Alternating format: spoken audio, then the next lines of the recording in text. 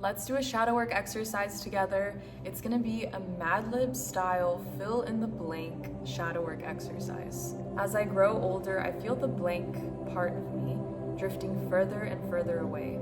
I feel blank towards this. I understand that I am ever changing and evolving each day. One way I could foster my child self is by blank.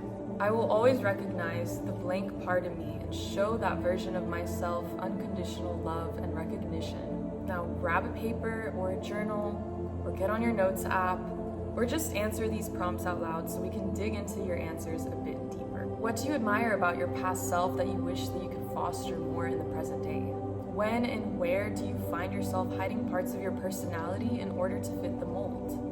And what do you think would happen if you were to be your full, authentic self in those instances? Thanks for doing this shadow work exercise with me, and I really hope that you gain some level of clarity and awareness that'll help you throughout your self-discovery journey. Stay tuned for a new release of the ultimate version of the shadow work journal. There's an entirely new chapter dedicated to integrating your shadow aspects. We also collaborated with our therapists at Zenfulnote to add even more prompts and reflections and really unique exercises into this new version of the journal.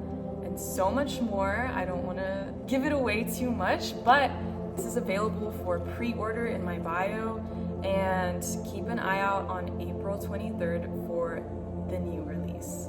It's gonna be amazing, you guys.